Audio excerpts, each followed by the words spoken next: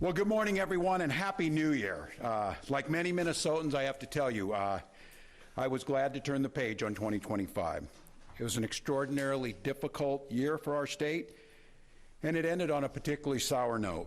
For the last several years, an organized group of criminals have sought to take advantage of this state's generosity. And even as we make progress in the fight against the fraudsters, we now see an organized group of political actors seeking to take advantage of a crisis. I don't want to mince words here. Donald Trump and his allies in Washington and in St. Paul and online want to make our state a colder, meaner place. They want to poison our people against each other by attacking our neighbors. And ultimately, they want to take away much of what makes Minnesota the best place in the country to raise a family. They've already begun trying to withhold funds that were meant to help families afford child care, and they have no intention of stopping there. Make no mistake, we should be concerned about fraud in our state government.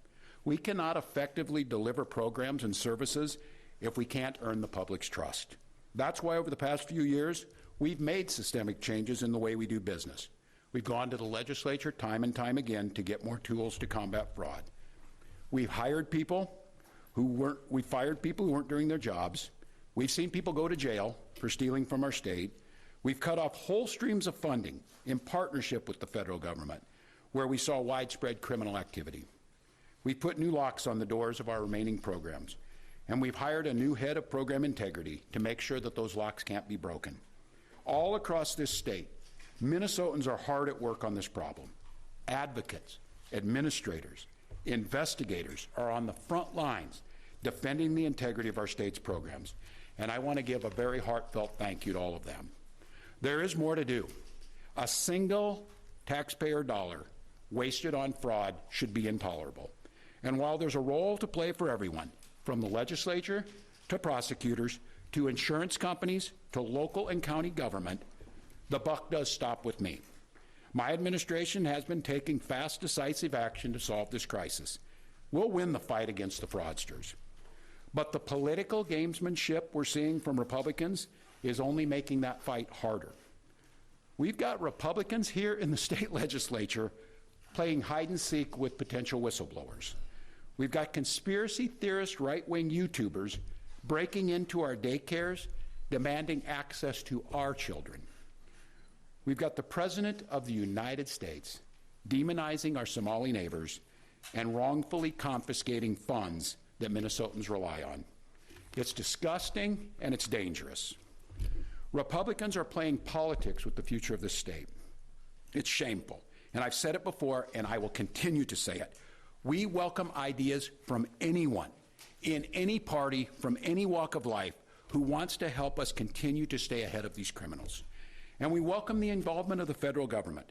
I am grateful to the career professionals at the U.S. Attorney's Office and the FBI who have been helping us fight this fight for years. But I cannot abide the actions of the political leadership in Washington. These opportunists are willing to hurt our people to score cheap points. They and their allies have no intention of helping us solve this problem, and every intention of trying to profit off of it. Which brings me to this. 2026 is an election year. Election years have a way of ramping up the politics at a time when we simply can't afford more of that in Minnesota. In September, I announced that I would seek a historic third term as Minnesota's governor, and I have every confidence that if I gave it my all, we would win the race. But as I reflect on this moment with my family and my team over the holidays, I came to the conclusion that I can't give a political campaign my all. Every minute that I spend defending my own political interest would be a minute I can't spend defending the people of Minnesota against the criminals who prey on our generosity and the cynics who want to prey on our differences. So I've decided to step out of this race, and I'll let others worry about the election while I focus on the work that's in front of me for the next year. I'm passing on this race with zero sadness and zero regret. I did not run for this job to have the job. I ran for the job to do the job. Minnesota faces enormous challenges this year, and I refuse to spend a single minute doing anything other than rising to meet this moment. Minnesota has always come first and always will. That's what I believe servant leadership demands of me. As an optimist, I'll hold out some hope, that my friends on the other side of the aisle will consider what servant leadership demands of them in the moment. We can work together to combat against the criminals. We can work together to rebuild the public's trust and make our state stronger. But make no mistake about it, if Republicans continue down the path of abusing power, smearing entire communities, and running their own fraudulent game at the expense of Minnesotans, I will fight back with everything that I have. I am absolutely confident a Democratic and a DFLer will hold this seat come November. I'm confident that I'll find ways to contribute to the state that I love long after next January. But there'll be time to worry about all that later. Today, I'm proud of the work we've done to make Minnesota America's best place to live and raise kids. From our new paid leave policy to our child tax credit to our school lunch programs feeding every single child. And I'm doubly proud of the incredible team we put together to make this vision a reality. I want to take a moment to thank every member of my staff, to every single state employee who has been part of this fight. Now more than ever, I need you on the job. I need you to help work together to tackle the important work in front of us.